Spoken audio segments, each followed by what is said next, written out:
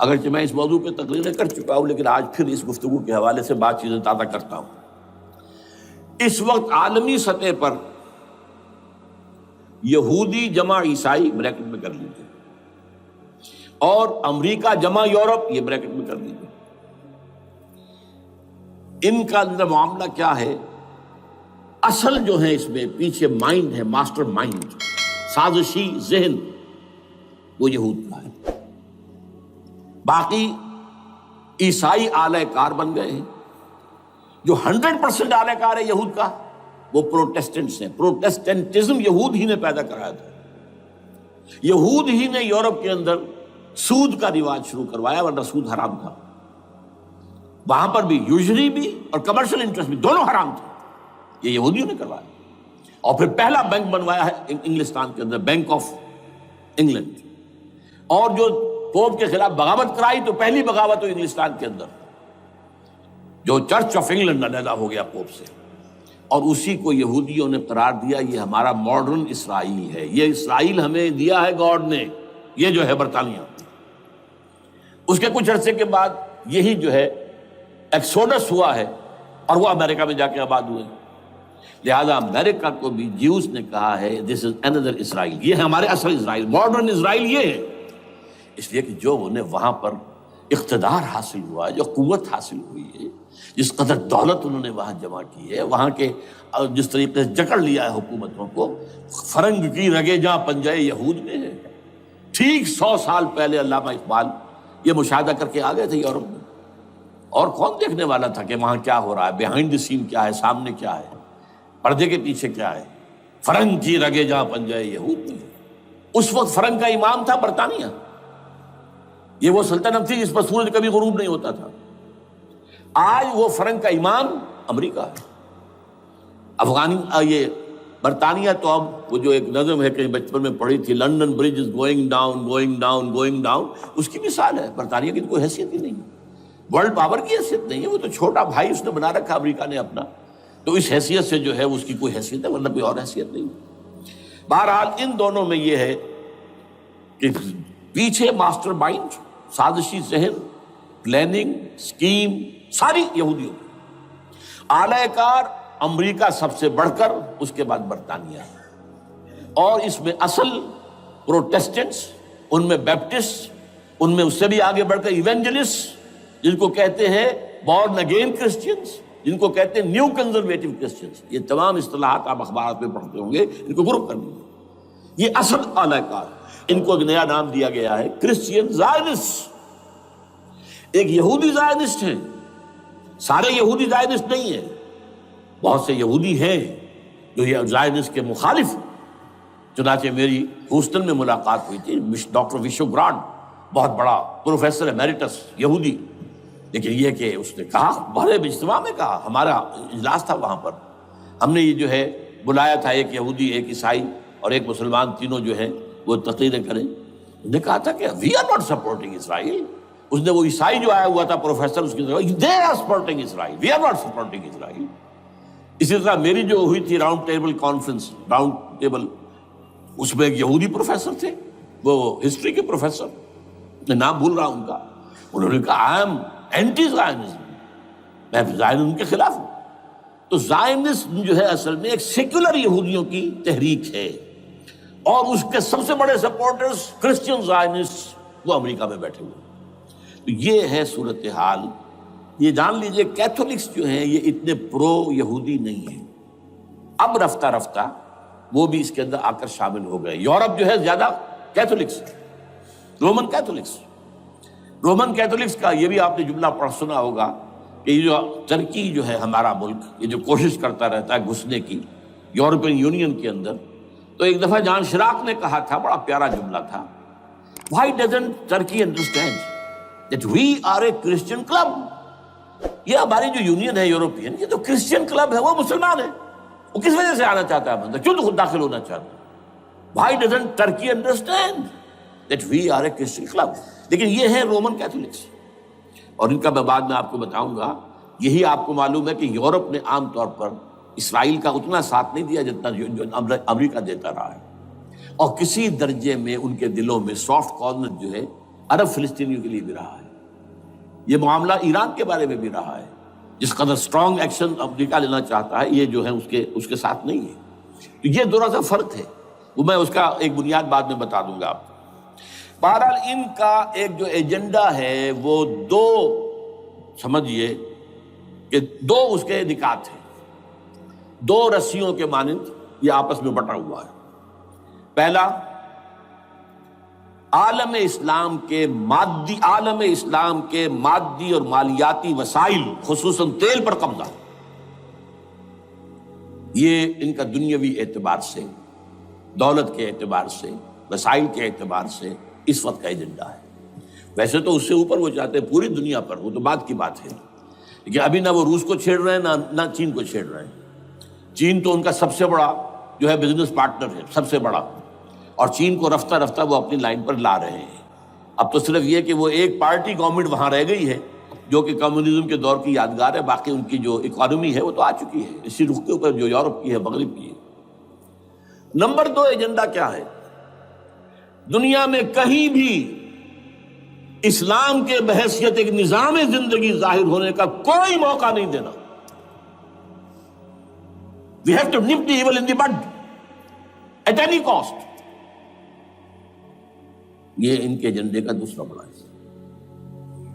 یہ دو ہے انٹرٹوائنڈ، جیسے آپ لڑیوں کو پٹ دے کر رسی بناتے ہیں، ایسے یہ دو لڑیے ہیں۔ اسلام کا پولیٹیکل سوشو اکنامک سسٹم کہیں نہ آ جائے دنیا میں، ہو نہ جائے آشکارا شر پیغمبر کہیں، یہ ابلیس نے کنکلوڈ کیا ہے۔ وہ جو ابلیس کی مجلس شورا ہے، ہو نہ جائے آشکارا شر پیغمبر، کہیں ایسا نہ ہو کہ پیغمبر کی شریعت دنیا کے سامنے آ جائے، پیغمبر کا نظام آ جائے۔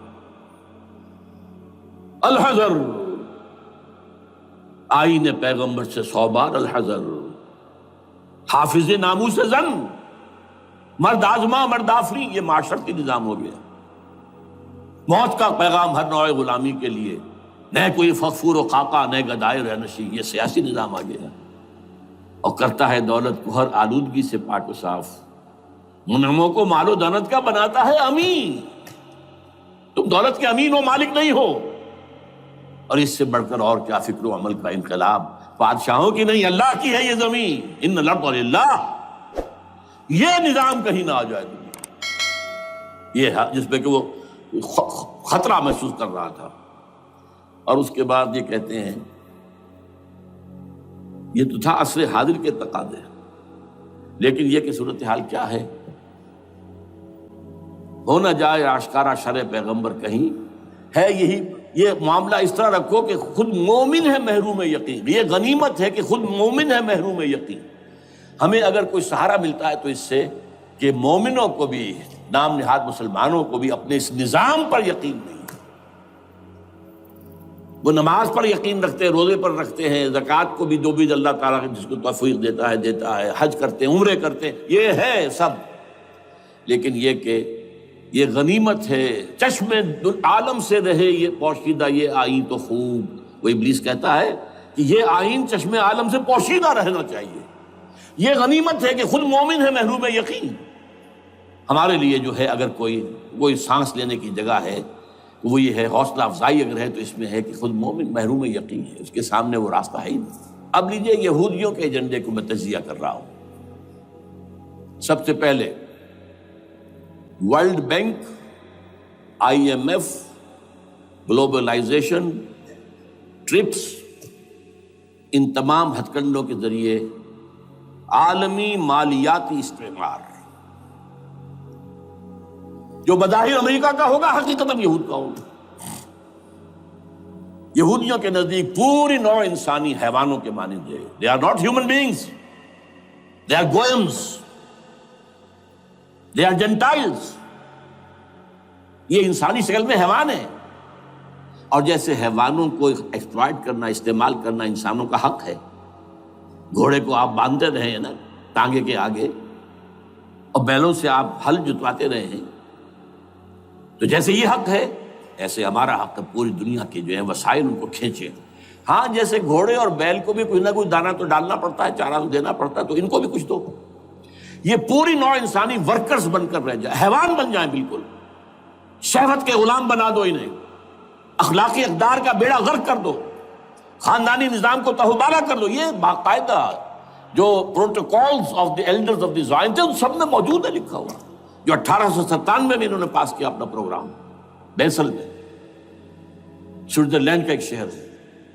Protocols of the elders of the Zion, ان کو حیوان بنا دو، بس حیوانوں سے کام لیتے رہو۔ ہاں ان کی کمائی کا کچھ حصہ ان کے لیے چھوڑ دو، وہ بھی زندہ رہیں، وہ بھی آخر کام کیسے کریں گے، اور اصل جو ہے ملائی کھینچ دو اپنے اس نظام کے ذریعے سے۔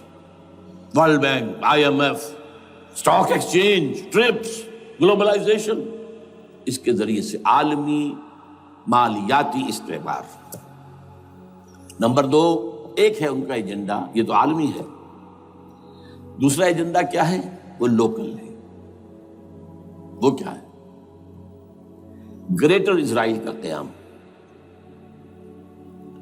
جس میں مصر کا سارا زرخیز علاقہ شامل ہوگا، جو ڈیلٹا کا علاقہ کہلاتا ہے اس کا، جہاں کے اس وقت کے بادشاہ نے، حضرت یوسف علیہ السلام کے زمانے کے بادشاہ نے، وہ فرعونہ کے خاندان میں سے نہیں تھا، وہ عرب تھا، عربوں ہی سے کسی وقت کوئی قوم آئی تھی جو کہ مصر پر قابض ہو گئی تھی، اس نے حضرت یوسف کے خاندان کو لا کے وہاں آباد کیا۔ بہترین جشن کا علاقہ کہلاتا ہے، بہترین۔ وہ کہتے ہیں ہمارا ہے، ہم رہے وہاں پر کئی سو برس تک رہے، عراق ہمارا ہے، وہاں ہمیں قید میں رکھا گیا، نبوکدنضر لے گیا تھا۔ عرب کا شمالی حصہ جو ہمارا ہے، وہاں خیبر میں یہودی قلعے تھے، اور وہاں مدینے کے اندر جو ہے 3 قبیلے یہودی تھے جنہیں محمد نے صلی اللہ علیہ وسلم وہاں سے نکال باہر کیا تھا۔ یہ جارڈن یہ ترکی کا بھی کچھ حصہ ہمارا ہے، باقی پورا لبنان اور پورا فلسطین، یہ سب اس کے اوپر بنے گا ایک greater Israel. This is there local agenda, اور اس کے لیے ضروری ہے ایک بہت بڑی جنگ، ایسے آسانی سے نہیں ہو جائے گا۔ آرمگیڈون، جس کو حضور نے فرمایا الملحمۃ العظمیٰ، الملحمۃ الکبریٰ، بہت بڑی جنگ، جس کی خوفناکی اور تباہ ناکی کا اندازہ اس سے کیجیے۔ حضور فرماتے ہیں کہ اگر ایک باپ کے 100 بیٹے یا ایک دادا کے 100 پوتے ہوں گے تو ان میں سے 99 ختم ہو جائیں گے، ایک بچے گا۔ اور ایک جگہ فرماتے ہیں اتنی اموات ہوں گی، اتنی لاشیں ہوں گی کہ ایک نفاست پسند پرندہ جو ہے، جو گندگی پہ نہیں اترنا چاہتا، ایک تو ہے یہ کوے، چیلیں، گدھ، وہ تو گندگی ہی کی تلاش میں ہے مردار کھانے کے لیے، وہ تو لاشوں کو نوچ رہے ہوں گے۔ وہ پرندہ جو ہے نفاست پسند پرندہ، وہ نہیں اتر سکے گا، اڑتا اڑتا چلا جائے گا، لیکن لاشوں کا سلسلہ ختم نہیں ہوگا، یہاں تک کہ تھک ہار کر لاشوں پر گر جائے گا۔ یہ دور نہیں ہے، اس لیے کہ اس پر متفق ہیں یہودی بھی اور عیسائی، پروٹسٹنٹس عیسائی اس کے اوپر پوری طرح متفق ہیں۔ آرمگیڈون، جسے آپ 3rd ورلڈ وار کہہ لیں، الملحمۃ العظمیٰ کہہ لیں، الملحمۃ الکبریٰ کہہ لیں حضور کے الفاظ میں، یہ آئے گی۔ اس کے نتیجے میں گریٹر اسرائیل بنے گا۔ نمبر 3، پھر بنے گا 3rd ٹیمپل، جو ٹائٹس نے گرا دیا تھا 70 میں، سن 70 عیسوی، جسے گرے ہوئے کتنا عرصہ ہو گیا؟ 2008، اندازہ کر لیجئے 1800 کتنے برس ہو چکے۔ وہ دوبارہ بنائیں گے 3rd ٹیمپل، اور اس کے لیے مسجد اقصیٰ کو گرائیں گے، اور ڈوم آف دی راک، قبۃ الصخرہ، وہاں لا کر پھر اس میں کنگ ڈیونز تھرون لا کے رکھا جائے گا۔ یہ بھی میرے علم میں پہلی مرتبہ اسی ٹرمپٹ کے اشارے سے آیا۔ وہ کیا ہے؟ حضرت داؤد کا، آج سے کتنے 1000 سال پہلے کی بات ہے، اندازہ کیجیے، 1000 قبل مسیح، اور یہ اب 2000 ہو گیا عیسوی، 3000 برس تو ہو گئے۔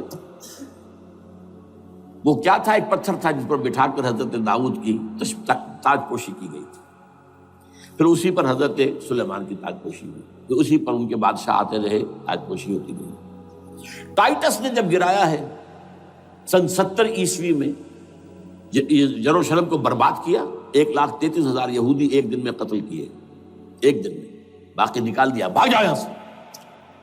اس کو کہتے ہیں diaspora, that started in 70 AD، یہ منتشر ہو گئے، جس کا جہاز سنگھ سمایا چلا گیا، یورپ میں چلے گئے، شمالی افریقہ میں، مسلمان ملکوں میں، انڈیا میں آ گئے، ایران میں آ گئے، سب جگہ وہاں سے نکال دیے گئے، ڈایاسپورا۔